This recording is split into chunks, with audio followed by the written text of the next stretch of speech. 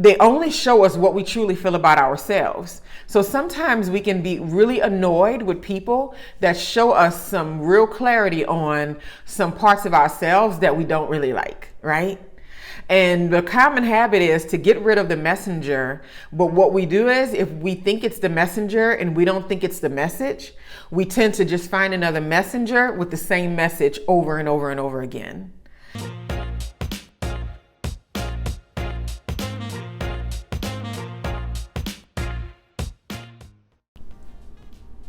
Hello, hello, hello, and welcome to my YouTube channel. My name is Jameelah, and if you're new here, I'm an author, a professor, and of course, a master manifester. Today, I want to talk about why it is so important to move in silence when you are manifesting.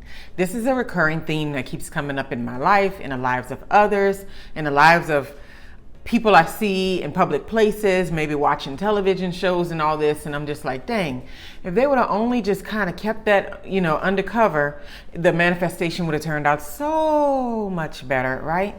So I changed my angle today. I'm hoping this works because, well, this is the thing. Whenever I film and it's the whole entire room, then I have to make sure the kitchen is clean, all the dishes are picked up, there's no food on the counter, all this kind of stuff. And I'm just like, you know what, that's too much background to be in charge of in this short period of time. So I was like, let me angle the camera this way. I can still get this beautiful natural light that comes pouring through these windows. And I can also not have to have the whole entire house cleaned in order to film a video, right? So why it is so important to move in silence when you are manifesting. I talked about this as moving in silence as being one of the most important things when it comes to manifesting the life or the reality that you choose, right? But I kind of didn't dig in deeper with it. So this is a little bit deeper into why is it even important? Because you can say move in silence and people are like, yeah, keep your stuff to yourself so nobody else can crash on it. That's just one aspect of it. So I have 3 other things that I'm going to talk about today and focus on. Number 1, people often, if you have not noticed, prefer to arrive at acknowledging your successes on their own. I'll say that again. People often prefer to acknowledge your successes or your accomplishments on their own. So we live in a world of like hyper oversharing of every single thing that we think is a little success to everybody around us. Text message blasts, and then we send it on, all of the Facebook, what else? Twitter, Instagram, sharing it on any platform anybody will listen. We're just like, hey, look, my baby pooped today. Or like, hey, look, my daughter's graduating from high school. And like mostly everybody graduates from high school, like really. But I mean, this is the kind of world that we live in this point in time. So you have to always be turned on to, wow, congratulations. And you're doing this all day. And it's not that you don't care or don't want to see or revel in other people's excitement in their life. It's just that you always have to be turned on to what is happening in the world of others all the time, right? So I think there is something to be said for you just moving in silence and doing what you do and enjoying your accomplishments for yourself, because they are for you at the end of the day. They're not for everybody around you. They're not for like the book or the gram or the tube or the chat, the talk, any of those places. It's really for you. So I think a lot more can be experienced, a lot of more excitement can be experienced if you're able to just hold on to some of those accomplishments and fun things and just keep it to yourself. And if it comes out naturally in a conversation, or if someone just wondering it, it's like, hey, what have you been doing for the last month? And you're just like, oh yeah, I went on a trip to blah, blah, blah. And then you can start sitting there, what happened? What did y'all do? I promise you, they'll be much more excited and interested if you allow them to come to you and care about what you got going on in an organic way. But when you're like, posting the pictures and trying to pull people into caring about your life, I can almost guarantee you they go the opposite way. And that can really be a downer for your manifestation efforts, because you'll feel like, oh, nobody cares what I'm doing. Kinda, a lot of times they don't. But a lot of times they do when they naturally come to the place where they organically find out the information and come to you, and they come like, I didn't know you were doing this. That is the best feeling to me, because I love the idea of me just doing what I need to be doing and, working away, and then someone else notices because of genuine law of attraction type of energy happening, right? That's important to me. Move in silence. If it's not for a lot of other reasons, for that reason, that's a good one, right? Number 2, it sort of releases the steam out of your engine when someone's response is less than pure joy. So you have something exciting going on, you've accomplished something that's very important to you in your life and your world, because, well, you only have your world as a point of reference. And you accomplished something, you're excited about it, and you like can't wait to tell somebody. You catch them on a bad day. You're just like, oh my God, I just got this job. I really want it. I get to do all these fun things. I'm so excited. I get paid like way more money. And they're on a day where everything's just crappy for them. They're like, oh, well, that's fine. And so then you're feeling yourself like, man, I sucked up that energy from them.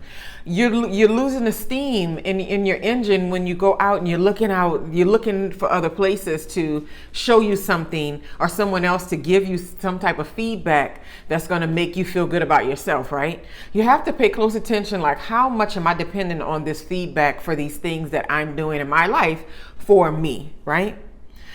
And you may not think it's happening at the time, but the more and more you share information or share some excitement with people who really are lackluster or don't care that day, or catch them on in a bad moment, or whatever it is, that's you letting the steam out of your engine. So it's like you're full force ahead and you're excited. If you can hold on to that excitement for yourself, it's so much better than giving it out to the world and it's not being appreciated to some degree, right? Because you can never know for sure. So there's nothing wrong with allowing yourself to, savor some of that good, positive energy that you are creating and swirling around within yourself, and knowing that I only have control over this feedback and this energy, and I'm just going to hold on to it for as long as I can without pushing it out into the world and expecting some sort of feedback that may not be what I want it to be, and then somehow it deflates me a little bit. I don't want to experience that. Number 3 is you have to remember that often your reasons for sharing what you got going on, it may be less than humble reasons. And I tend to think that that is not exactly positive energy for manifesting. You can't run out there and tell everybody everything about yourself and call it a share when it's really a kind of a brag. Now, mind you, bragging is fine with me. I'm just like, don't expect me to get involved a lot, but I mean, bragging is fine. I don't care. It doesn't impact me. As long as you don't need a lot of feedback from me, you can brag until your face falls off. I'm okay with that. But just remember that whenever you are about to share something, say if it's on a social media platform, say if it's with your friends or your family, say if it's, to people at work or wherever you're sharing it, if you're out in public in a free space, wherever, what is your motivation behind sharing what you have going on with yourself? And be very, very honest about what your motivation is, right? And check in with yourself and see, is it because I want people to say, wow, look at me, I'm so great? Or I want people to say, wow, that's so inspiring. I want to accomplish something like that, which happens, but that is not usually the response you get from people. Usually you get a canned response. It's like, wow, great for you, wonderful, blah, blah, blah. And it's all good. It's not hate. It's just a response that automatically happens, right? So what are the motivations behind you sharing something? Is it a part of your life that you're trying to share with people to inspire a certain reaction or an idea to grow in a community? Because that can be the case of it too. Or are you just posting it out there because you're just like, I look so good in this picture. I'm about to post this picture online and I'm going to see who like it. Whoever doesn't, they're just going to be a hater to me today. And that's just not, I don't really think that's right? I mean, it's probably one of the biggest reasons why me and social media, we don't gel that well. Because I'm just like, when I share things about myself, it does not feel like it's coming from a place of wholeness for me. And it doesn't for me. This is for me, not anybody else. I don't know why you're doing this or if you do it. And like I said, you have to check in with yourself and be honest. When I'm doing it, it feels like I am not being 100% authentic in my experiences, and it's not organic for me. So I feel like I'm painting a really pretty picture, and then I'm just pushing it out there in order to create a certain idea or ideal about me, and to feel good if someone else should have something to positively contribute to something that I posted, right? And for me, I really, really want to stay away from as much as possible that outside validation. While it's cool and dandy for me, like when I talked about the first reason to move in silence, to when people naturally just come across and they're just like, wow. And funny enough, this past week, I've had 3 occurrences of that based on this YouTube channel from people I didn't even know who were watching. And I have to tell myself, oh wait, you got to make sure you're paying attention to what you're saying. But I mean, I'm not even thinking about that. But I didn't mention, oh, I'm doing this or doing that. They genuinely just found it and came across it. And this is people that I know that are close to me. And they can just talk to me one-on-one if they want to. And they're like, oh, I watched a few of your videos and this is so cool. That's so cool. It feels so much better than me trying to mechanically make something happen with sharing my world and my life with other people, right? So you have to figure out, what are my motivations behind it? So moving in silence to me is a very beautiful thing. It's something that I've come to cherish and I've come to love, even on a much deeper level in the past few months. Because whenever I am too outward focused and I have too much time and energy to pay attention to too much happening around me that is not exactly connected to me, it always gives me a lot of negative energy. I always take on some type of negative response or energy related to it that I do not want to deal with on a regular basis. Now, mind you, I don't expect perfection when it comes to my emotions and my attitudes and what happens when I interact with people, places, and things that I don't want to all the time. But I do like when I am more level-headed, and I love when I am more even keel. And I love when I'm really clear and really sure about why I'm doing something and what's my motivation behind it, right? So moving in silence can have several benefits. And I honestly can say one of my biggest ones is just that when people truly care about what you're doing and they truly want to know, they'll ask questions. They usually ask you questions about your life. You can find out really quickly whether people even care.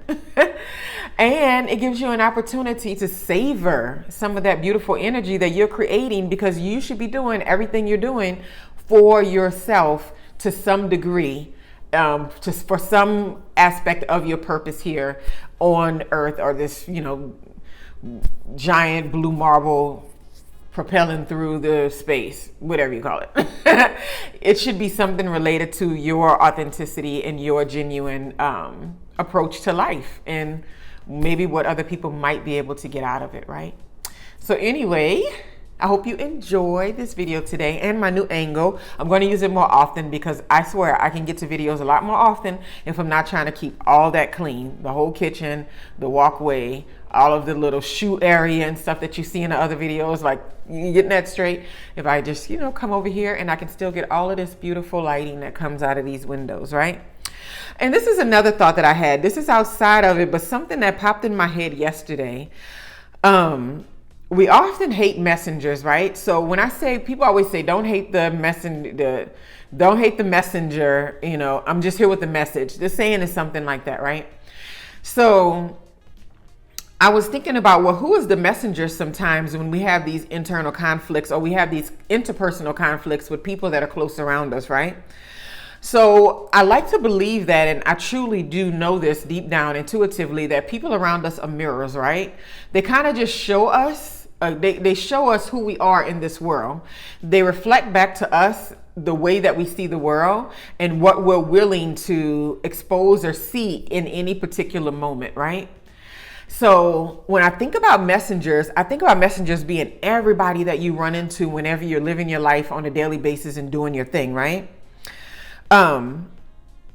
They only show us what we truly feel about ourselves. So sometimes we can be really annoyed with people that show us some real clarity on some parts of ourselves that we don't really like, right?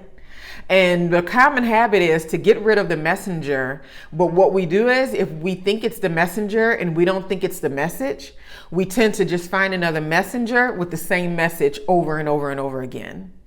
And that's something that I'm trying to avoid in this life. I've been having a lot of spiritual epiphanies more recently, and I'm truly enjoying the ups and downs of it, because it's not always pretty. And I don't want to be dishonest about it, because I just want to grow in those areas. I have no interest in holding on to anything that doesn't suit me, even if the messengers get to see me in a light that I don't want them to see me. But it's all good, right?